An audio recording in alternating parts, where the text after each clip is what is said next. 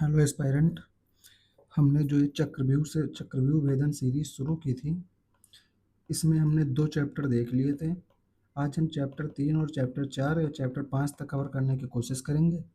ये हम जो सीरीज शुरू किए हैं, इसका उद्देश्य केवल पीवाईक्यूज़ है, यानी जितने भी पीवाईक्यू के माध्यम से क्वेश्चन पूछे जा रहे हैं, जितने भी क्वेश्चन आपको पीवाईक्यू देखने को मिल रहे हैं, क्योंकि पीसीएस के पेपर का एग्ज़ाम का जो पैटर्न है वो कुछ ऐसा है कि अगर 150 क्वेश्चन टोटल पूछे जा रहे हैं तो उसमें से लगभग उसका 25 से 30% आप मान के चलिए क्या होता है कि पीवाईक्यू ही पूछा जाता है, यानी पीवाईक्यू से स्टेटमेंट निकाल लिए जाते हैं। तो ऐसा किया जाता है, तो हमारी कोशिश है कि वो 30% आपका एरिया जो है वो बिल्कुल 100% सॉलिड कर दिया जाए, ताकि यहाँ से जो भी क्वेश्चन आए वो आपका बिल्कुल सही होना चाहिए। चलिए हम आज की सीरीज शुरू करते हैं। आज जो चैप्टर हम डिस्कस करेंगे वो है वैदिक काल। वैदिक काल का क्वेश्चन हम करना शुरू करते हैं। जैसे पहला क्वेश्चन पहला क्वेश्चन है कि आर्य शब्द इंगित करता है, किसको करता है? पहला ऑप्शन क्या है? निर्जाति समूह, दूसरा यायावरी जन को, तीसरा भाषा समूह को, चौथा श्रेष्ठ वंश को। तो आर्य शब्द श्रेष्ठ वंश को रिप्रेजेंट करता है, क्योंकि निर्जाति समूह तो आर्यों के बारे में क्या पढ़ते हैं? हम क्या पढ़ते हैं? आर्य और अनार्य। तो जो आर्य थे वो खुद को अच्छा वंश का बताते थे, अच्छा कुल को बताते थे, जबकि अनार्य थे वो खुद को निम्न कुल का कहते थे। तो उसी आधार पर क्या होगा इसका आंसर? डी, आर्य शब्द श्रेष्ठ वंश को। अगला देखेंगे। अगला क्वेश्चन क्या है? अगला क्वेश्चन कहता है कि सूची 1 को सूची 2 से सुमेलित करना, यानी ये सूची 1 है और ये सूची 2 है, ठीक है। तो ऋग्वेद, उसके आगे क्या है? संगीतमय स्रोत, फिर यजुर्वेद, फिर आगे है स्रोत एवं कर्मकांड, सामवेद तंत्र मंत्र एवं वशीकरण, अथर्ववेद स्रोत एवं प्रार्थनाएं। तो जो हम ये देखे हैं कि स्रोत एवं प्रार्थनाएं होते हैं, ये कहाँ से हैं? ये होती हैं ऋग्वेद से। तो ऋग्वेद में इसका वर्णन है, तो इसके साथ तो ऑप्शन नंबर 4 चला जाएगा, यानी ए के साथ चौथा जाएगा, तो 2 ऑप्शन बचेंगे, 2 कट जाएंगे। तो अब यहाँ पे कितने ऑप्शन बचते हैं? क्योंकि यहाँ पे ए यहाँ पे है, तो इसके 2 बचते हैं, ए और सी। बी और डी तो कट गया। अगला देखेंगे। आगे क्या है? यजुर्वेद। तो यजुर्वेद में क्या दिया हुआ है? यजुर्वेद में तो यही दिया हुआ है, स्रोत है और कर्मकांड किसमें दिए गए हैं? यजुर्वेद में।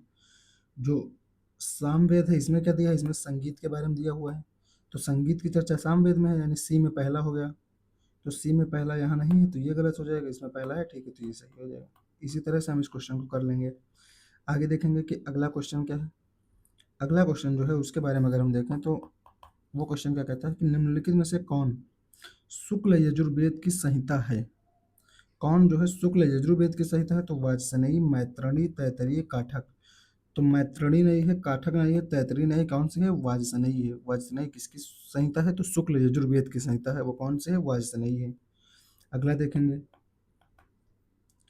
किसका संकलन ऋग्वेद पर आधारित है? यानी किस वेद का संकलन ऋग्वेद पर आधारित है? तो उसमें उत्तर होता है सामवेद। सामवेद का संकलन जो है वो ऋग्वेद पर बेस्ड है। आप लोगों का कहना होगा कि आप सर, आप बाकी 2 ऑप्शन को 3 ऑप्शन जो बचते हैं उसको डिस्कस क्यों नहीं करते हैं कि वो किसके बारे में है? हमारा उद्देश्य इसलिए नहीं है ये कि हम इसमें डिस्कस करेंगे। हम काम क्या कर रहे हैं? हम काम कर रहे हैं कि हम कम समय में, यानी ज़्यादा समय तो हमारे पास है नहीं, अब एग्ज़ाम को केवल 5 महीने बचे हैं, समय बहुत कम है, तो हम एक 30 मिनट वीडियो की सीरीज़ शुरू किए हैं, जिसमें हम क्या करते हैं, ये पूरे पीवाई को डिस्कस कर रहे हैं। अब इसका जब डीप एनालिसिस करना होगा तो हम उसके लिए पूरा टॉपिक वाइज एनालिसिस करेंगे। तो जो हम टॉपिक वाइज एनालिसिस करेंगे उसमें हम सारी चीज़ें डिस्कस कर लेंगे। उसमें हम आपको पूरा ऋग्वेद, यजुर्वेद, सामवेद, अथर्ववेद सबके बारे में पढ़ा देंगे। लेकिन यहाँ पर हमारा उद्देश्य वो है नहीं कि हम उसके लिए इतनी मेहनत करें। उसीलिए हम क्या कर रहे हैं, हम इन चीज़ों से खुद को काट रहे हैं कि हम ये बाकी 2 ऑप्शन यजुर्वेद में क्या-क्या दिया हुआ है इसके बारे में अगर डिस्कस करेंगे तो लंबा वीडियो बनेगा।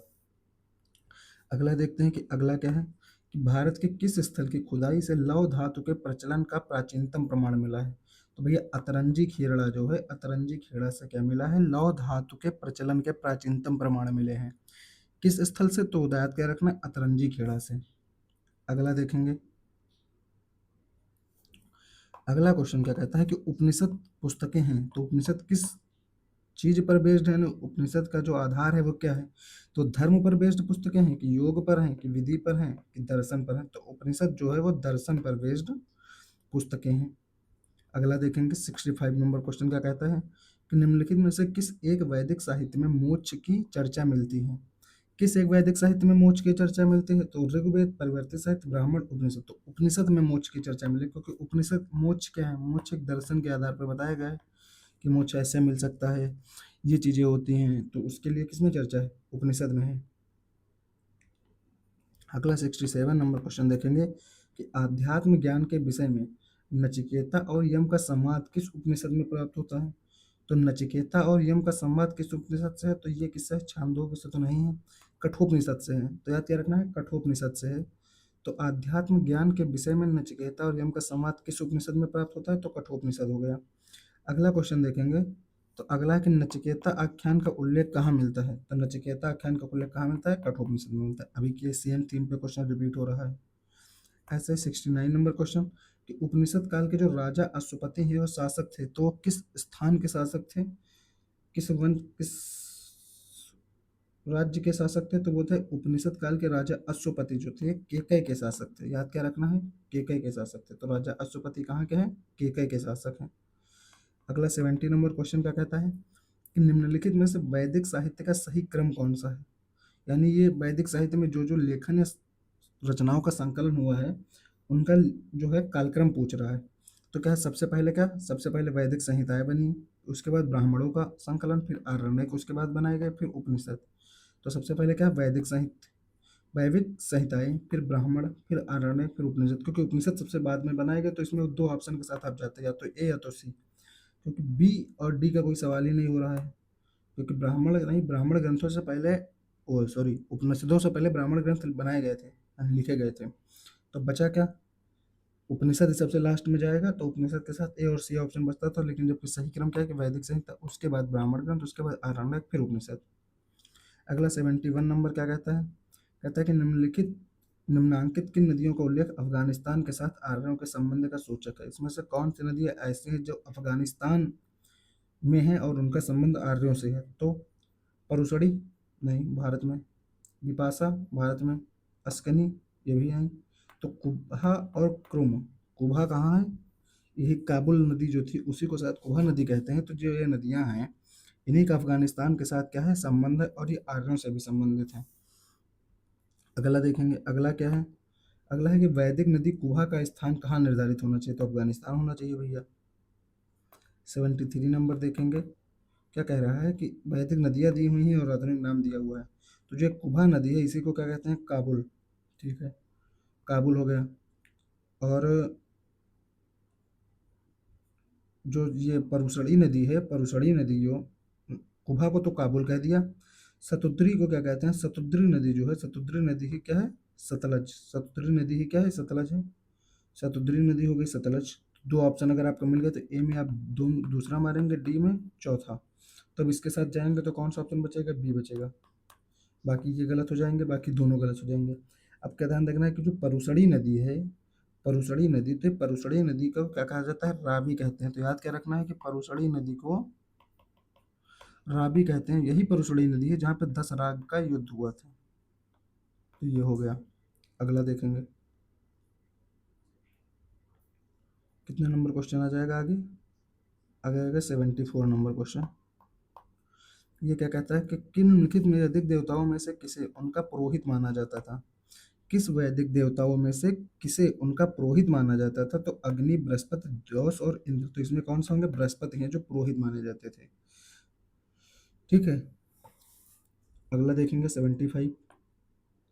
अगर ऋग्वैदिक काल में निष्क किस अंग का आभूषण था? निष्क किस अंग का आभूषण था? तो जो निष्क है वो गले में पहना जाने वाला एक आभूषण था। याद रखना है, निष्क किस अंग का आभूषण है? तो गले से संबंधित है।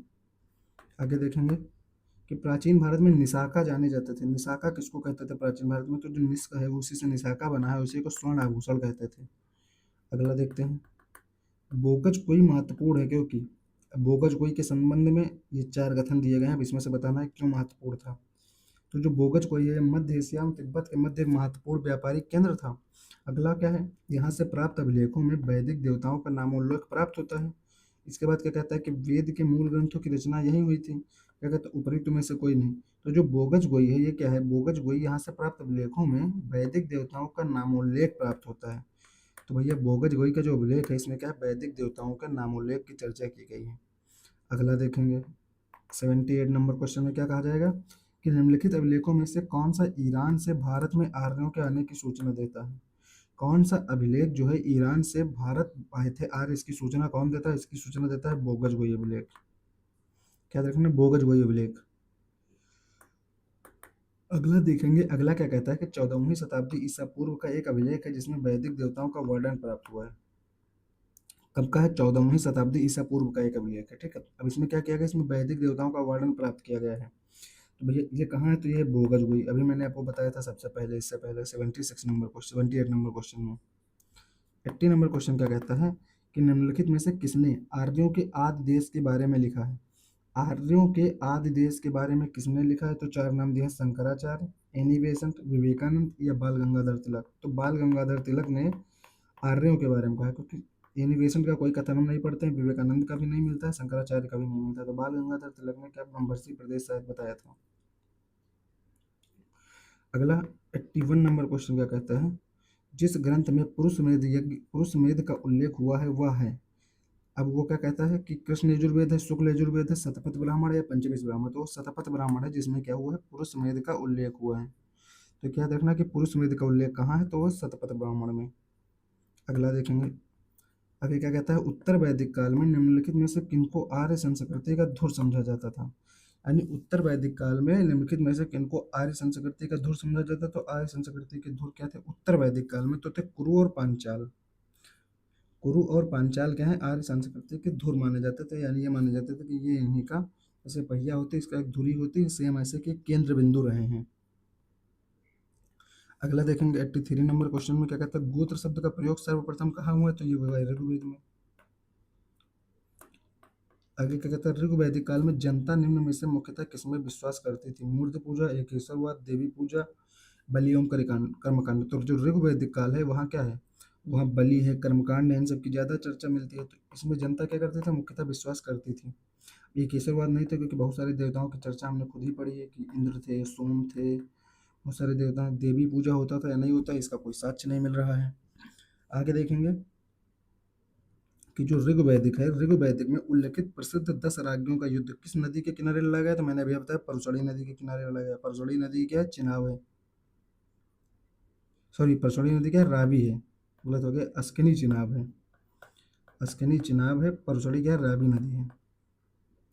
आगे देखेंगे 86 नंबर क्वेश्चन क्या कहता है कि निम्नलिखित में से किस नदी को ऋग्वेद में मातेतमा या देवीतमा या नदीतमा की संज्ञा दी गई? तो ये कौन सी नदी है भैया? सरस्वती नदी है, जिसको क्या कहा गया है, मातेतमा, देवीतमा या नदीतमा। तो ये कौन सी नदी हो जाएगी? सरस्वती हो जाएगी। अगला देखेंगे कि उस जनजाति का नाम बतलाइए जो ऋग्वैदिक आर्यों के पंचजन से संबंधित नहीं है। याद क्या रखना है कि नहीं है। तो यदुपुर, तुर्बुस, किकट। तो भैया किकट जो है ये संबंधित नहीं है, कि जो ये किकट जनजाति है ऋग्वैदिक आर्यों के पंचजन से संबंधित नहीं है। तो कौन से है? किकट। यानी संबंधित कौन कौन से हैं? यदु है, पुर है, तुर्वस है। आगे देखेंगे अगला क्वेश्चन क्या कहता है। अगला क्वेश्चन कह रहा है कि प्राचीन काल में आर्यों के जीविकापार्जन का मुख्य साधन था। तो जो प्राचीन काल में आर्यों के जीविकापार्जन का मुख्य साधन क्या था? तो मुख्यतः कृषि। ये आर्य किस पे जीवन व्यतीत करते थे? कृषि से। उसकी वजह क्या है? लोहे का आविष्कार, क्योंकि इंडस वैली सिविलाइजेशन में लोहा है नहीं। तो उसके बाद जैसे लोहे की खोज होती है, लोहे की, तो क्या होता है, खेती उपज बढ़ जाती है, तो कृषि जो होती है उनका एक मुख्य साधन बन जाती है। क्या लिखा है, ऋग्वैदिक काल में उल्लेखित यव शब्द किससे है? तो यव शब्द जौ से रिलेटेड है, याद रखना है। यव शब्द किससे रिलेटेड है? जौ से। आगे देखेंगे कि किस वेद में सभा और समिति को प्रजापति की दो पुत्रियां कहा गया है? यानी किस वेद में जो है सभा और समिति को क्या कहा गया है? प्रजापति की दो पुत्रियां थी। तो ये कहा गया है भैया अथर्ववेद में। अथर्ववेद क्या कहता है कि जो वो सभा और समितियां हैं ये प्रजापति की दो पुत्रियां हैं। आगे देखेंगे कि अगले क्वेश्चन में कि वैदिक कालीन जो प्रशासन में भागदुग शब्द है, भागदुग, ये कौन सा अधिकारी था? यानी भागदुग किस अधिकारी को कहते थे? तो भागदुग जो है ये राजस्व कर जमा करने वाला अधिकारी है। राजस्व कर जमा करने वाला अधिकारी कौन है? भागदुग है, ये ध्यान देना है। अगला देखेंगे क्या है, अगला देखेंगे कि आयुर्वेद तथा जीवन का विज्ञान का उल्लेख सर्वप्रथम कहाँ मिलता है? तो ये उल्लेख भैया अथर्ववेद में मिलता है कि आयुर्वेद और जीवन का विज्ञान इसका उल्लेख कहाँ है? तो इसका उल्लेख याद रखना है, अथर्ववेद में है। आगे है कि ऋग्वैदिक धर्म था, क्या था? बहुदेववादी है, एकेश्वरवादी है, निवृत्त मार्गी है, अद्वैतवादी। तो ये बहुदेववादी है, क्योंकि बहुत सारे देवताओं की चर्चा है। इंद्र की चर्चा है, सोम की चर्चा है, अग्नि की चर्चा है, तो बहुत सारे देवता हैं, तो बहुदेववादी है। अगला देखेंगे कि सर्वाधिक ऋग्वैदिक सूक्त समर्पित है, किस देवता को समर्पित है? इंद्र को, अग्नि को, रुद्र को, विष्णु को। तो इंद्र को समर्पित है, इंद्र की चर्चा सबसे ज्यादा बार की गई है। अगला देखते हैं, किस ऋग्वेद में युद्ध देवता समझा जाता था? इंद्र को क्या कहते हैं? युद्ध का देवता कहते हैं। तो क्या कह रहा है, किसे ऋग्वेद में युद्ध का देवता कहते थे? कैसे? इंद्र को कहते थे। अब देखेंगे अगला क्वेश्चन 96 नंबर क्या कहता है, ऋग्वेद में सर्वाधिक संख्या में मंत्र संबंधित हैं। तो सर्वाधिक संख्या में मंत्र किससे संबंधित है भैया? अग्नि से संबंधित है। अग्नि से संबंधित मंत्र सबसे ज्यादा है किसमें? ऋग्वेद में। अगला देखते हैं, जो वैदिक देवता इंद्र हैं, इनके विषय में निम्नलिखित कथन दिए गए हैं। अब इसमें कौन सा सही है ये बताना है। तो झंझावत के देवता इंद्र थे, पापियों को दंड देते थे, नैतिक व्यवस्था के संरक्षक थे, वर्षा के देवता थे। तो कह रहे इसमें से कौन कौन सा सही है? किसके बारे में? इंद्र के बारे में। तो इंद्र के बारे में भैया क्या है, इंद्र जो है झंझावत के देवता थे, तो ठीक है, पहला तो सही है। पापियों को दंड देते थे, ये वाला गलत है, क्योंकि पापियों से रिलेटेड इंद्र का कोई भी प्रमाण आपको नहीं दिखेगा। तो दूसरा जैसे आप काट देंगे तो दो ऑप्शन कट गए। अब बचेगा एक और तीन, तो एक और चार, यानी पहला तो सही हो गया। तीसरे और चौथे में तो इंद्र को वर्षा का देवता कहते थे, ये बात मैंने आपको पहले भी बताई थी। तो पहला और चौथे के साथ आप जाएंगे तो इंद्र कहोगे, वर्षा के देवता भी हो जाएंगे।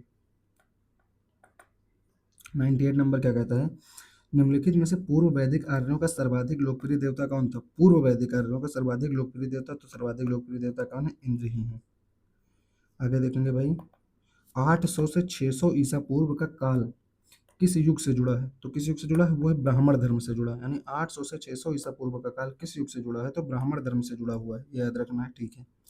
800 से 600 ईसा पूर्व का काल किस युग से जुड़ा है? तो ब्राह्मण धर्म से जुड़ा हुआ है।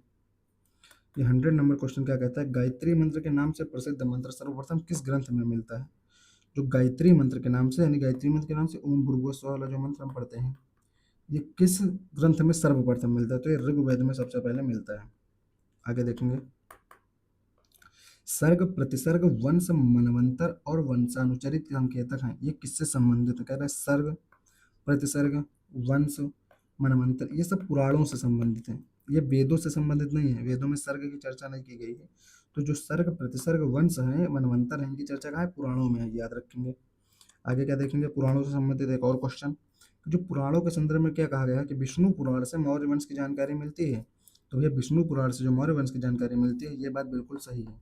तो ये जानकारी मिलती है, जानकारी एनसीईआरटी में दी हुई है और मैंने आपको पढ़ाया भी था। तो आगे क्या कहता है कि वायु पुराण जो है गुप्त वंश की शासन व्यवस्था पर प्रकाश डालता है, बिल्कुल सही बात है। वायु पुराण की चर्चा, गुप्त वंश की चर्चा वायु पुराण में भी है। तो इसमें कौन सा सही हो जाएगा? इसमें दोनों सही हो जाएंगे। अगला देखेंगे, सत्यमेव जयते किस उपनिषद से लिया गया है? तो सत्यमेव जयते जो है मुंडको उपनिषद से लिया गया है, ये याद रखेंगे। सत्यमेव जयते कहाँ से लिया गया है? तो यह मुंडको उपनिषद से लिया गया है।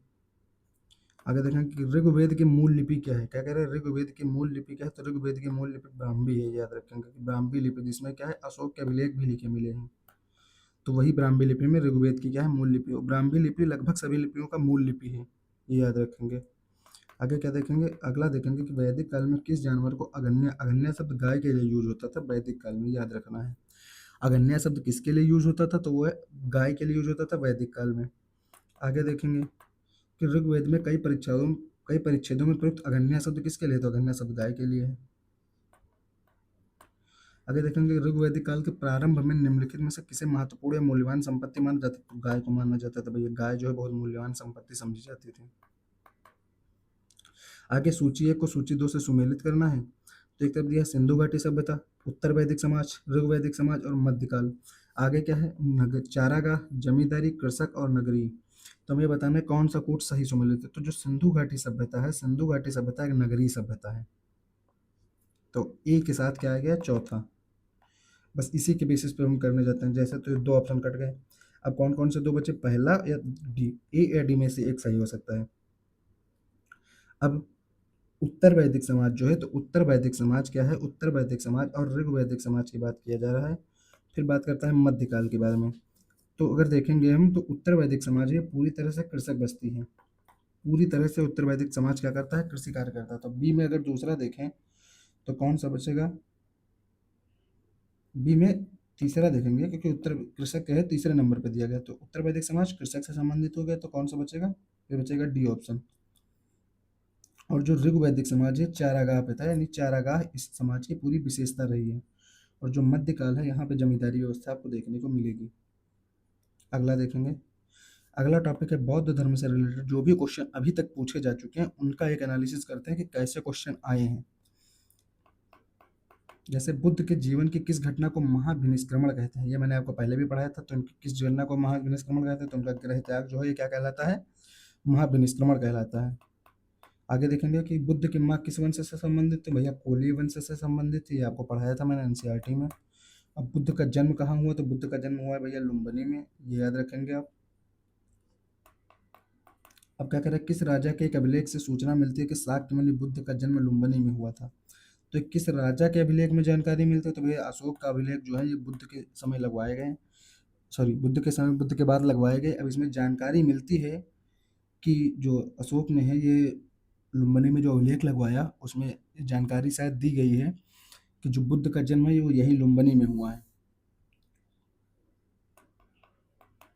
गौतम बुद्ध का महापरिनिर्वाण जिस राज्य में हुआ था वो राज्य का नाम क्या है? वो राज्य था मल्ल, यानी महापरिनिर्वाण की घटना कहाँ हुई थी? वो मल्ल राज्य में हुई थी। आगे देखेंगे कि महात्मा बुद्ध का महापरिनिर्वाण किसके गणतंत्र में हुआ था, तो भैया किसके गणतंत्र में हुआ है? तो साक्यों में नहीं, पालों में नहीं, तो मल्ल गणतंत्र में हुआ है। मल्ल गणतंत्र याद रखना है, मल्ल में हुआ है। अगला देखेंगे 115 क्या कहता है कि गौतम बुद्ध द्वारा अपने धर्म में दीक्षित किया जाने वाला अंतिम व्यक्ति कौन है? अंतिम व्यक्ति कौन है गौतम बुद्ध के द्वारा जिसे अपने धर्म में दीक्षित किया गया हो? तो वह अंतिम व्यक्ति सुबुद्ध है। सुबुद्ध कौन है? सबसे लास्ट है, ये याद रखेंगे। सुबुद्ध को सबसे लास्ट में दीक्षित किया गया है, वो अंतिम व्यक्ति। बुद्ध ने अपने जीवन की अंतिम वर्षा ऋतु कहाँ बिताई? तो अंतिम वर्षा ऋतु वैशाली में बिताई, याद रखेंगे। क्या कह रहा है, महात्मा बुद्ध ने अपना पहला धर्म चक्र प्रवर्तन कहाँ दिया? तो अपना पहला धर्म चक्र प्रवर्तन सारनाथ में दिया। आगे देखते हैं। कहता है सारनाथ में अपना प्रथम वचन किसने दिया? तो भैया महात्मा बुद्ध ने दिया। बुद्ध ने सर्वाधिक उपदेश कहाँ दिए? तो सर्वाधिक उपदेश श्रावस्ती में दिए, याद रखेंगे। ये सब मैंने आपको पढ़ाते समय ही करा दिया था पीवाईक्यू में, इसलिए मैं बहुत तेजी के साथ बढ़ रहा हूँ यहाँ पे।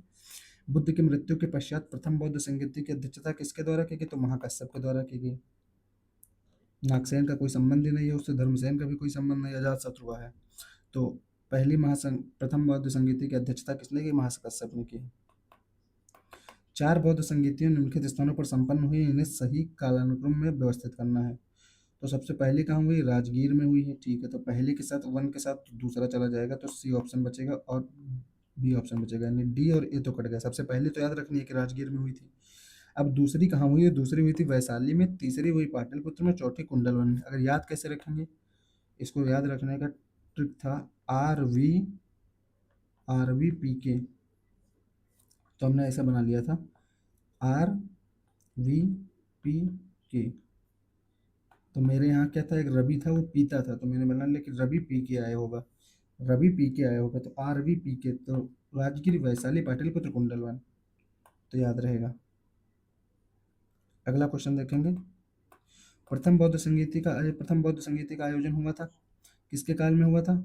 तो अजातशत्रु के काल में हुआ था, और इसकी अध्यक्षता किसने की थी? महाकश्यप ने की थी, अभी इसके ऊपर देखा मैंने। अगला देखेंगे कि क्या कहता है कि किस नगर में प्रथम बौद्ध सभा आयोजित की गई थी? तो कौन सा नगर था? राजगीर था भैया। कहता है बुद्ध के जीवन की किस घटना का चित्रण मृग सहित चक्र द्वारा किया गया? अगर मृग सहित चक्र बनाया गया है तो वो किस घटना का प्रमाण है? तो वह प्रथम उपदेश का प्रमाण, यानी प्रथम उपदेश को क्या कहा गया है कि जो बुद्ध ने मृग सहित चक्र के रूप में दर्शाया गया है। अगला क्वेश्चन देखेंगे कि सूची को सूची दे से सुमेलित करना। एक तरफ चिन्ह दिया हुआ है, एक तरफ उसका अर्थ दिया हुआ है। क्या कहा गया है कि जो जन्म है वो किस घटना से दिया गया? तो जन्म का संबंध किससे बनाया गया है? जन्म का संबंध बनाया गया है कमल से। और जो प्रथम प्रवचन है वो क्या है? वो धर्म चक्र परिवर्तन है, तो बी में दूसरा हो जाएगा। अब बी में दूसरे के साथ सिर्फ आपको जो श्योर है आप उसके साथ जाएंगे, तो ए और डी बचेगा, बी और सी तो गलत हो गया। अब ए क्या है? जन्म क्या है? जन्म कमल बताया आपको, तो ए में चौथा हो जाएगा जैसे, तो डी ऑप्शन हो जाएगा। अब महाबोधि का बोधि वृक्ष से त्याग क्या है? घोड़ा, यानी घोड़ा का अर्थ क्या है? त्याग, याद रखेंगे। अगला देखेंगे क्या है, करमापा लामा तिब्बत के बुद्ध संप्रदाय के किस वर्ग का है? जो करमापा लामा है ये तिब्बत के किस बुद्ध संप्रदाय से संबंधित है? तो है कंग्यूपा। याद के रखना है कि करमापा किससे संबंधित है, वो है कंग्यूपा से। बस, करमापा कंग्यूपा से संबंधित है।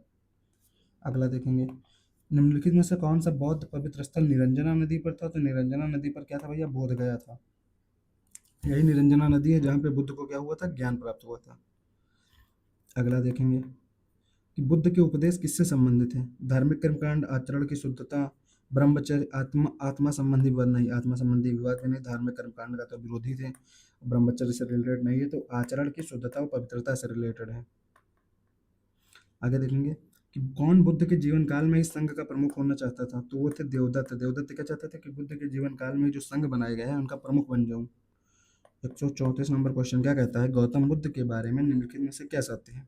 कि वे कर्म में विश्वास करते थे, तो सही बातें करते थे। आत्मा का शरीर में परिवर्तन मानते थे, निर्वाण प्राप्ति में विश्वास करते थे, ईश्वर की सत्ता में विश्वास करते थे।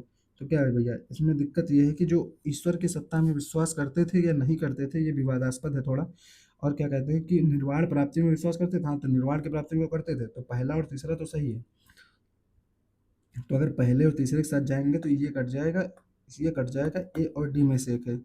अब क्या है कि आत्मा का शरीर में परिवर्तन मानते थे, ये मानते थे कि आत्मा नाम की एक चीज होती है, वो शरीर बदलती है। ईश्वर की सत्ता में विश्वास करते थे कि ईश्वर है, ईश्वर ऐसा करता है, तो नहीं। अब दिक्कत क्या है कि 1 2 3 ज़्यादा रिलेटेबल आंसर है अगर पूछा जाए तो क्या है 1 2 3। वैसे आयोग ने क्या कि इस सवाल को कैंसिल किया और इसका बोनस मार्क सबको दिया, लेकिन इसके बावजूद अगर देखा जाए तो वो 1 2 3 ज़्यादा सही लगता है। 135 का कहता है, बौद्ध संघ में जो भिक्षुणी के रूप में स्त्रियों के प्रवेश की अनुमति बुद्ध द्वारा दी गई थी। बौद्ध संघ में भिक्षुणी को रूप में स्त्रियों के प्रवेश की अनुमति बुद्ध के द्वारा कहाँ दी गई थी? तो वैशाली में दी गई थी। याद रखेंगे किस स्थान पर? वैशाली में। वैशाली में है, वर्षा ऋतु अंतिम बिताई थी। किस बौद्ध ग्रंथ में संघ के जीवन के नियम प्राप्त होते हैं? तो ये विनय पिटक में होते हैं। अनुनय विनय क्या मतलब? अनुनय विनय करना मतलब सही से बैठ जाओ, उठ जाओ, ऐसे सारी चीजें बताते थे। तो बौद्ध ग्रंथ में क्यों संघ के जीवन के नियम किसमें है? तो विनय पिटक में है। अगला क्या है, अशोकाराम विहार किस स्थान पर स्थित है? तो अशोकाराम विहार जो है पाटलिपुत्र में है। विहार कहाँ है? पाटलिपुत्र में है, याद रखेंगे। आगे कहता है, वह स्तूप स्थल जिसका संबंध भगवान बुद्ध के जीवन की किसी घटना से नहीं रहा है। तो कौन सा वह स्तूप स्थल है जिसका संबंध भगवान बुद्ध की घटना से नहीं रहा? तो सारनाथ का तो रहा है, बोध गया का भी रहा है, कुशीनारा का भी रहा, सांची का नहीं रहा है। सांची का नहीं रहा है, ठीक है, क्योंकि सांची नहीं, सारनाथ होता तो होता। सारनाथ और सांची अलग अलग है। सारनाथ उत्तर प्रदेश में है, वाराणसी में, और सांची मध्य प्रदेश में है।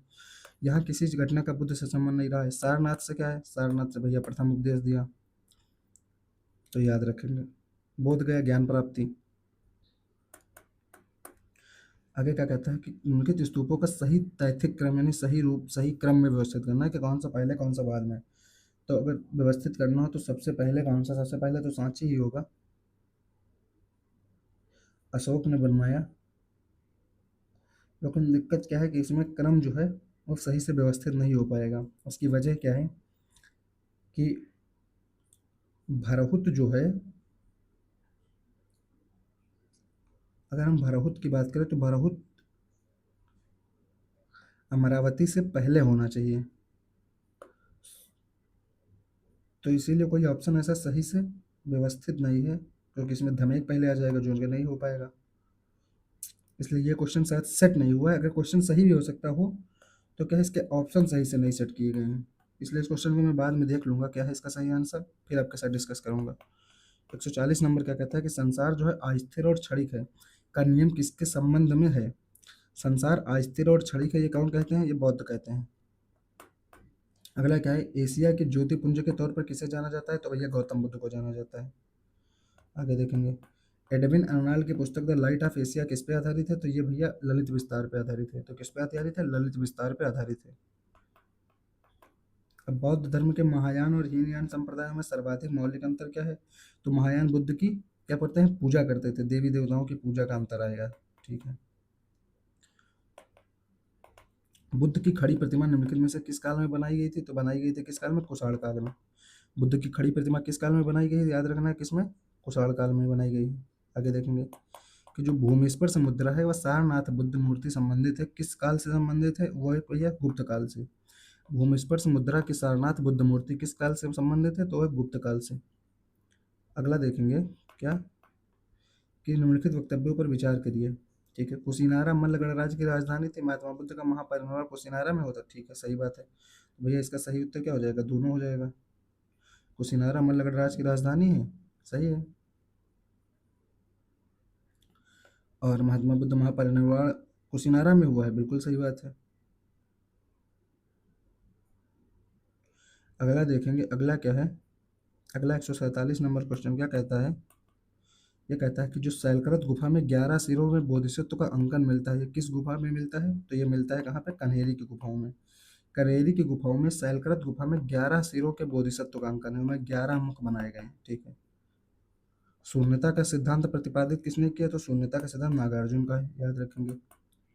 भगवान बुद्ध ने निम्नलिखित 4 आर्य सत्यों का प्रतिपादन किया था, कौन से, दुख है, दुख का निरोध है, दुख निरोध का मार्ग है, दुख का कारण है। तो इसको क्रम में व्यवस्थित करना, तो सबसे पहले दुख है, दुख है तो दुख का कारण भी है और दुख का निरोध भी है, दुख निरोध का मार्ग भी है। तो क्या है, सबसे पहले ए के बाद आ जाएगा डी, उसके बाद आएगा दुख का निरोध है, फिर दुख निरोध का मार्ग है, तो सबसे लास्ट में सी।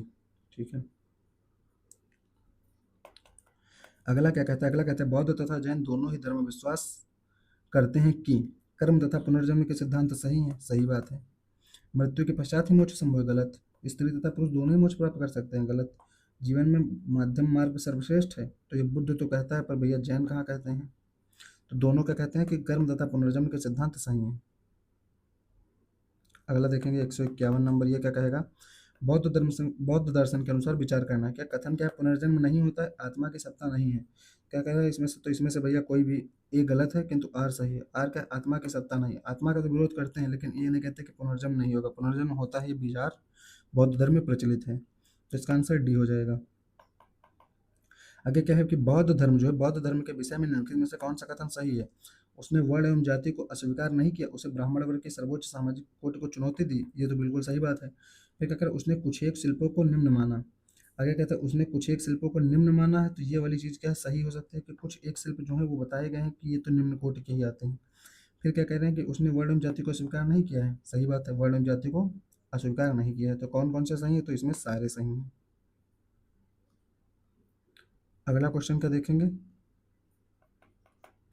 कि जो बौद्ध धर्म के विस्तार के कारणों में निम्न सम्मिलित थे, क्या कहते हैं, धर्म की सादगी, दलितों के लिए विशेष अपील, धर्म की मिशनरी भावना, स्थानीय भाषा का प्रयोग, या दार्शनिक वैद्यों द्वारा वैदिक भावना की सुदृढ़ता। तो इसमें कौन कौन सी चीजें थी, तो भैया वैदिक भावना की सुदृढ़ता यानी ब्राह्मण धर्म का तो विरोधी था, तो पांचवा तो नहीं होगा, पांचवा काटिएगा तो एक ऑप्शन कट गया। अगला स्थानीय भाषा का प्रयोग तो किया गया था, तो चौथा वाला सही भी होगा, तो बी और सी सही है। बी और सी में से एक होगा, ए कट जाएगा। अब क्या कहते हैं कि धर्म की सादगी थी, तो सिंपल धर्म था, ये भी सही, तो ए सही हो जाएगा। सी और अब सी ही बचेगा, तो सी सही है। अगला देखेंगे कि अगला क्या कहता है कि निम्नलिखित कथनों पर विचार कीजिए। पश्चिम गोदावरी जिले के गुंटूपल्ली में प्रारंभिक चैत्य और बिहार चट्टानों को काटकर बनाए गए। आगे पूर्वी दक्कन के चैत्य और बिहार साधारणतः चट्टानों को काटकर बनाए गए, इसमें कौन सा सही है, तो इसमें से भैया दोनों सही हैं। उस क्यों, क्योंकि जो पश्चिमी गोदावरी जिला है यानी महाराष्ट्र के क्षेत्र में जो गुंटूपल्ली में प्रारंभिक चैत्यगृह जो बनाए गए, यानी महाराष्ट्र, आंध्रा, दक्षिण भारत के जितना भी क्षेत्र है, वहाँ पे जो भी चैत्यगृह और विहार बनाए गए चट्टानों को काट कर ही बनाए गए हैं। और पूर्वी दक्कन के चैत्य और विहार जो है साधारणतः चट्टानों को काट कर बनाए गए, ये भी सही है कि है पूर्वी दक्कन का भाग है, वहाँ भी चट्टाने और ये सब काट कर बनाए गए हैं, और यहाँ भी काट कर ही बनाए गए हैं, तो ये दोनों कथन सही हैं।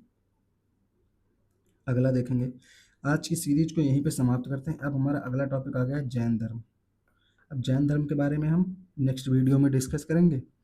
तब तक के लिए आप लोग इस वीडियो को 3 से 4 बार जरूर देखिएगा, ताकि आपको सीधे क्वेश्चन याद हो पाए कि इसका आंसर ये है। क्योंकि आपका काम क्या है, 150 क्वेश्चन 2 घंटे में करना। सबसे बड़ी चैलेंजिंग चीज़ इसमें ये है कि टाइम मैनेजमेंट होना। यानी अगर आपको आता हुआ क्वेश्चन करने में टाइम लगा, तो इसका मतलब ये है कि आप पूरे क्वेश्चन अटेम्प्ट नहीं कर पाएंगे, आप कुछ चीज़ें छोड़ के आएंगे एग्जाम में। तो आपके लिए सबसे बड़ा चैलेंज ये है कि आप 150 क्वेश्चन 2 घंटे में मैनेज कर पाएँ। तो सबसे ज़्यादा ज़रूरी क्या है, आप पीवाईक्यू जो है, ये वीडियोज़ जो है इनको आप बार बार देखिएगा। उसका फ़ायदा होगा कि जो सीधा क्वेश्चन है वो आपको सीधा याद हो जाएगा 2-3 बार में। तो जो वो क्वेश्चन आएगा एग्जाम में वो आप डायरेक्ट कर पाएंगे, उसमें आपको टाइम नहीं लगाना पड़ेगा। ठीक है, मेरे साथ जुड़ने के लिए बहुत सारा धन्यवाद। उम्मीद करूंगा कि आपको ये श्रृंखला अच्छी लग रही होगी।